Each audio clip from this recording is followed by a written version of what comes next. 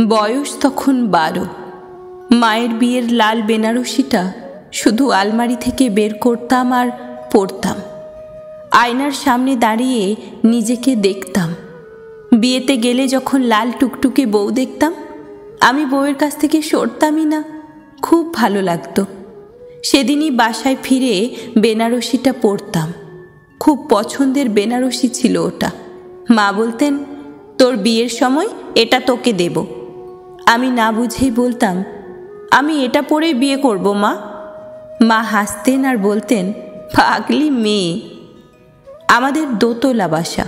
দোতলায় থাকি আমরা, নিচতলায় ভাড়া। দু বোন, দু ভাইয়ের মধ্যে আমিই বড়। লোকে বলতো, বড় সন্তান হয় শান্ত প্রকৃতির, আপনাদের বড় মেয়ে এত চঞ্চল। চঞ্চল তো বলবেই। সাইকেল চালানো, ছেলেদের সাথে ক্রিকেট খেলা, বাজার করা সবই করতাম। তারপর যখন 16 বছরে পা দিই, আমাদের পাশের বাসার এক ভাবি ছিলেন। উনি অনেক পছন্দ করতেন আমাকে। সেই সুবাদে ওদের বাসায় যাওয়া আসা। ভাবির দেবর কলেজে পড়ে। জীবনের প্রথম ভালো লাগা, ভালোবাসার মানুষ আমার। মেয়েদের একটা গুণ আছে, ছেলেদের চোখের চাহনিটা ঠিকই আমরা বুঝি। হ্যাঁ, আমিও বুঝতে পারতাম সাহিবের চাহনি কিসের ইঙ্গিত করে। একদিন ভাবির ছোট্ট মেয়েকে দিয়ে একটা চিঠি পাঠাই। আমিও যেন মনে মনে এই চিঠির অপেক্ষায় ছিলাম। সেদিনের সেই ভালো লাগা, সেই অনুভূতির কথা আজও ভুলতে পারি না। আমাদের প্রেম হলো। জীবনটাকে স্বপ্নের মতো মনে হতো। জীবন কত সুন্দর তা সাহিবের সাথে প্রেম না হলে বুঝতাম না। লুকিয়ে লুকিয়ে চলতে থাকে আমাদের প্রেম। ভাবি কিছুটা বুঝতে পারতেন, তাই আমাকে যে কোনো অজুহাতে ডাকতেন তাদের বাসায়। আমি তখন প্রায়ই বেনারসি বের করে কল্পনায় হারিয়ে যেতাম। সাহিব আর আমার বিয়ের কল্পনা।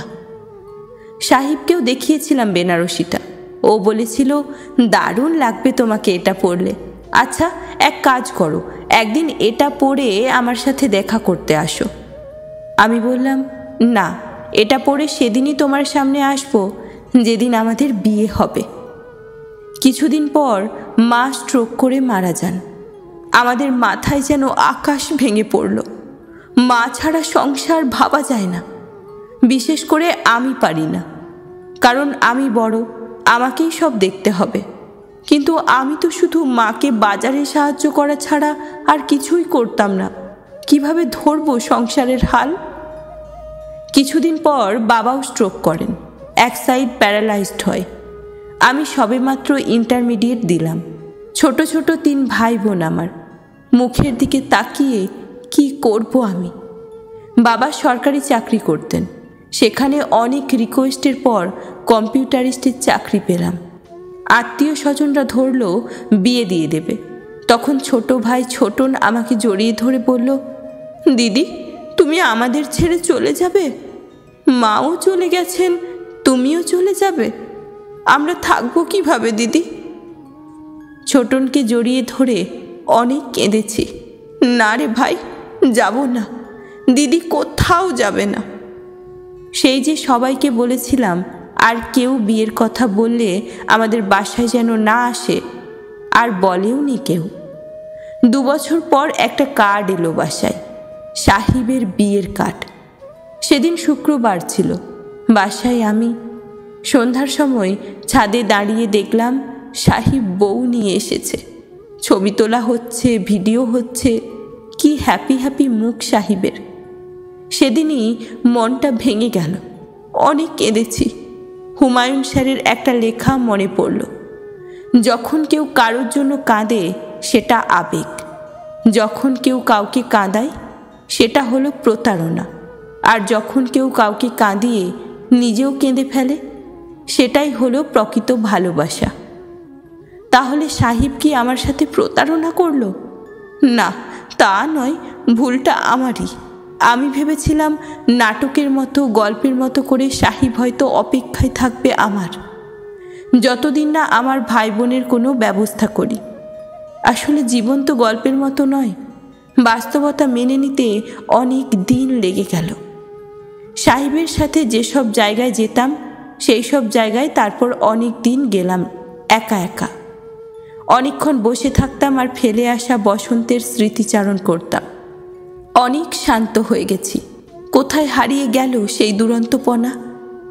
বাবাও মারা গেলেন, ছোট বোনের বিয়ে দিলাম, এক ভাই বাবার অফিসেই চাকরি পেল, আর ছোটন ইন্টার্নি করছে।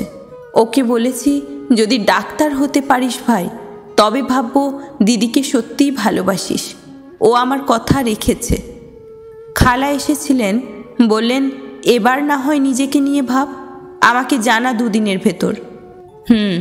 ভাববো। আয়নার সামনে দাঁড়ালাম। কপালের উপর কিছু চুল দেখছি সাদা। ভালো করে দেখি তাই তো। কি হবে এখন আর ভেবে? আলমারি থেকে বেনারসিটা বের করলাম। হাত বুলিয়ে কত কথা মনে পড়ে গেল। নিজের অজান্তেই চোখ থেকে কফোটা অশ্রু গড়িয়ে পড়ল বেনারসির উপর। জীবনে আর লাল বেনারসি পরে লাল টুকটুকে বউ সাজা হলো না। এক জীবনে মানুষের কি সব চাওয়া পূরণ হয়?